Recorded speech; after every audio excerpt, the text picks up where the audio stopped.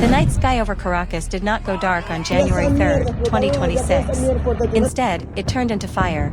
At 3 o'clock hours local time, the silence of the Venezuelan capital was shattered not by the familiar sounds of local unrest, but by the terrifying, rhythmic thud of precision-guided munitions. Residents in the Libertador municipality looked up to see the trails of cruise missiles illuminating the valley, slamming into the fortified walls of Fuerte Tayuna and the runways of La Carlota Air Base. This was not a skirmish. This was not a coup attempt by disaffected generals. This was the full weight of the United States military machine crashing down on the Bolivarian Republic. And by the time the sun rose over the smoke-choked skyline, the impossible had happened. Nicolas Maduro, the man who defied sanctions, coup attempts, and international isolation for over a decade, was gone. Plucked from the presidential palace by elite U.S. forces and flown to New York to face trial. Welcome to One Day Ago and Now. Today, we are analyzing an event that has fundamentally rewritten the rules of international relations in the 21st century. We are dissecting the United States bombardment of Caracas and the extraterritorial extraction of a sitting head of state. This is Operation Absolute Resolve. We will look beyond the breaking news banners to understand the military mechanics of how the U.S. penetrated one of the most heavily defended airspaces in South America. We will analyze the geopolitical shockwaves hitting Moscow and Beijing, and we will ask the critical question, is this the restoration of democracy, or is it the violent return of the Monroe Doctrine in its most aggressive form? We are witnessing a historical pivot point comparable to the invasion of Panama in 1989 or Iraq in 2003. The world has changed overnight. To understand why American missiles are raining down on Caracas today, we must look at the long, tortuous road that led us here. The relationship between Washington and Caracas has been in a death spiral since the rise of Hugo Chavez and his Bolivarian Revolution in 1999. Venezuela sits atop the largest proven oil reserves on the planet, yet its economy has completely collapsed, driving millions of its citizens to flee. For years, the strategy of Washington was one of economic strangulation and diplomatic isolation. They recognized opposition leaders, they imposed sanctions on PDVSA, the state oil company, and they placed a $15 million bounty on Maduro's head, unsealing indictments for narcoterrorism in 2020.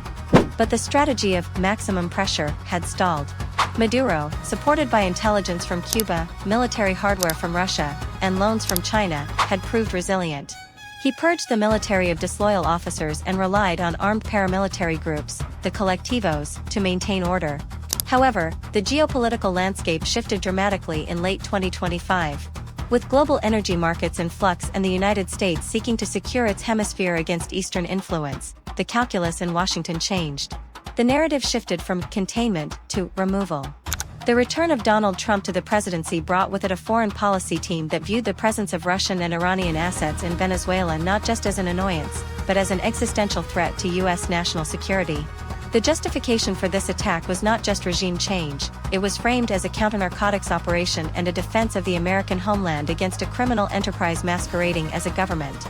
Let us transition into a deep dive analysis of the military execution of this operation. How did the United States pull this off? Venezuela possesses, on paper, one of the most sophisticated air defense networks in Latin America, anchored by the Russian-made S-300 systems. These batteries should have been able to track and engage incoming threats. The fact that U.S. missiles struck the Miraflores Palace and La Carlota Air Base with impunity suggests a massive failure of these systems. This indicates a precursor phase of intense electronic warfare and cyber attacks. It is highly probable that U.S. Cyber Command blinded the Venezuelan radar network hours before the first Tomahawk was launched from naval destroyers in the Caribbean. The strike package was likely a combination of sea-launched cruise missiles to degrade air defenses and command and control centers, followed by the insertion of special operations forces. Reports indicate that the extraction of Maduro was carried out by deltaforce or a similar Tier 1 unit, utilizing stealth helicopters that evaded detection until they were hovering over the palace grounds. This mirrors the 1989 invasion of Panama, where the U.S. military seized Manuel Noriega. However, the scale here is vastly different. Caracas is a dense urban environment of millions, surrounded by mountains, making it a nightmare for military planners.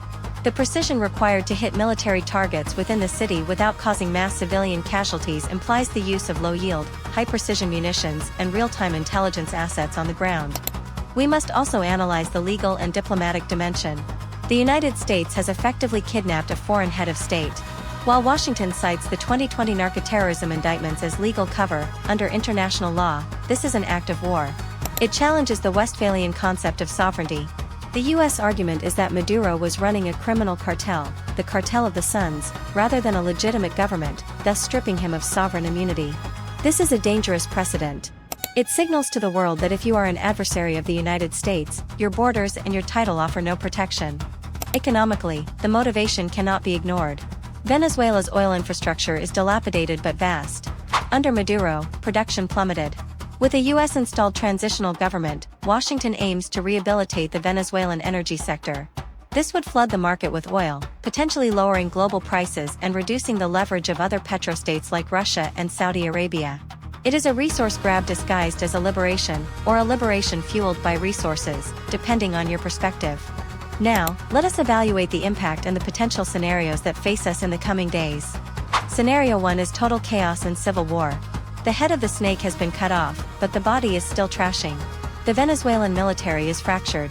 While some units may surrender to the overwhelming US firepower, the ideological hardliners and the armed colectivos may retreat into the barrios and the jungles to wage a guerrilla war.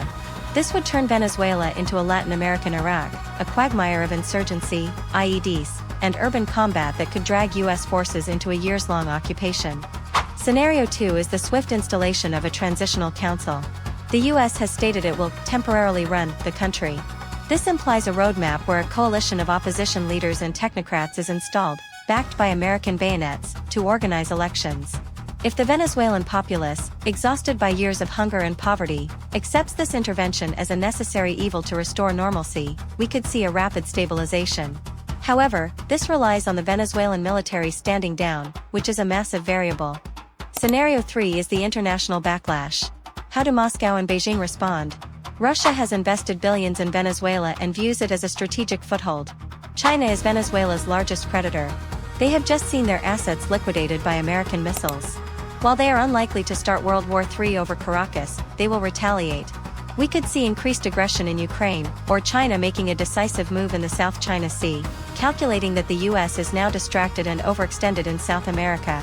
We might also see asymmetric attacks, cyber attacks on US infrastructure or the arming of anti-American groups globally. We must also consider the humanitarian impact. Caracas is currently without power. The bombing has damaged infrastructure. A population that was already suffering from food shortages is now in a war zone. We could see a fresh wave of refugees heading towards the Colombian and Brazilian borders, destabilizing the entire region. The optics of American bombs falling on a Latin American capital will also reignite anti-American sentiment across the global south. The ghosts of the Cold War, of Chile in 1973, of Guatemala in 1954, have been resurrected. The domestic political situation in the US is also a factor. President Trump has framed this as a decisive victory against socialism and drugs. It is a show of strength intended to project American dominance. However, if the occupation turns bloody, if American soldiers begin coming home in body bags, public support will evaporate quickly. In conclusion, the bombing of Caracas and the arrest of Nicolas Maduro is not the end of a story, it is the beginning of a volatile new chapter. The United States has crossed the Rubicon. It has abandoned the pretense of non-intervention and embraced a doctrine of aggressive, unilateral force to secure its hemisphere. We are witnessing the raw application of hard power. The message to the world is clear: the United States will tolerate no rivals in its backyard. But power always invites resistance. The removal of a dictator is the easy part, the rebuilding of a broken nation is where empires go to die.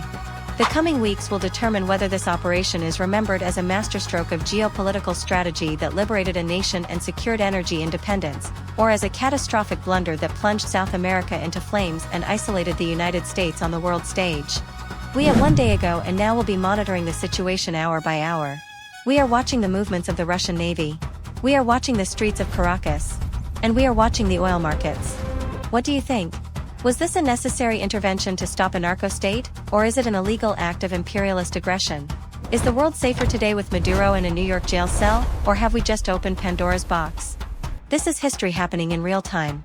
Do not rely on simple headlines. You need the full picture. Make sure you are subscribed to 1 Day Ago and now. Turn on your notifications. The world is changing faster than ever, and we are here to help you understand it. Stay vigilant.